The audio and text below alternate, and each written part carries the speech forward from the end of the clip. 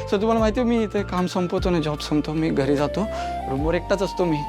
तर मी विचार करत बसतो की मॅक, तुझ्यासारखी केवढी पोरं आहेत रे, जी अशी कोकणातून बाकीच्या गावातून मुंबईत येत असतील का, तर करिअर करायचंय, नोकरी करायची आहे, पैसे कमवायचे, घरी पाठवायचे.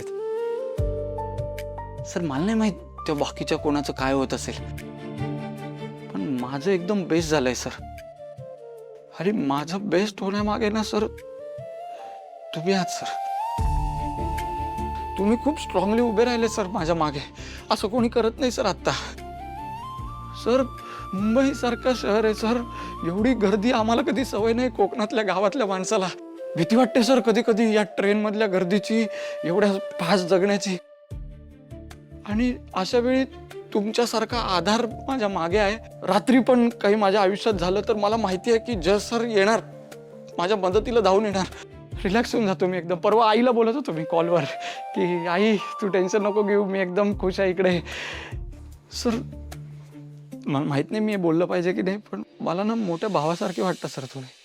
आई शपथ सर तुम्ही बेस्ट आहात सर. सर मला माहित नाही मी खूप काहीतरी बोलून जातोय, थोडासा गोंधळलोय मी, पण मला असं वाटतंय की तुम्हाला कळतंय, म्हणजे कळतंय ना. जाऊ दे मी बोलतो सर.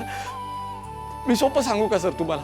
सर तुमच्यामुळे ना मला असं वाटायला लागलं की मॅक तू कोणतरी आहे, तुझी ह्या जगात किंमत आहे मॅक, आणि याचं कारण फक्त तुम्ही आहे सर. आणि काल तर तुम्ही एवढं मोठं गिफ्ट दिलं सर मला कळलंच नाही मी काय करावं सर. कुठे ते घड्याळ कुठे आहे? सर घालून थोडी येईन सर घड्याळ. तुम्ही एवढं मोठं गिफ्ट दिलंय सर मला, मी घरी शोपीस मध्ये ठेवून दिलंय. आता गावी जाईन नाही तर आईला दाखवायला घेऊन जाईन सर. मस्त आई आहे बघ, जय सरांनी दिलं मला गिफ्ट.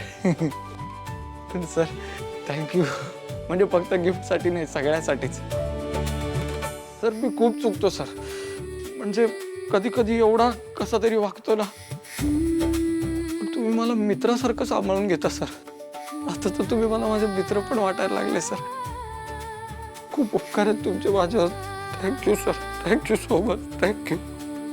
बस बस.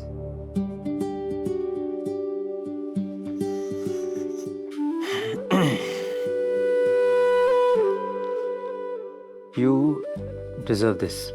हां भाषा हे फक्त कम्युनिकेशनचं मीडियम आहे, त्याने काही फरक पडत नाही. तू कुठल्या गावावरून आलायस, छोट्या घरात होतास, मोठ्या घरात होतास, त्यानेही काही फरक पडत नाही. माझ्यासाठी महत्त्वाचं काय आहे, तर तुला काम येतं, माणसं कळतात, आणि सगळ्यात महत्त्वाचं तू अतिशय प्रामाणिक आहेस. हा जय खानोलकर तुझ्यावर डिपेंडंट आहे. तुझ्याशिवाय इथे काही होत नाही बाबा, माहितीये का तुला. तुम्ही एवढे बोललेच खूप आहे माझ्यासाठी.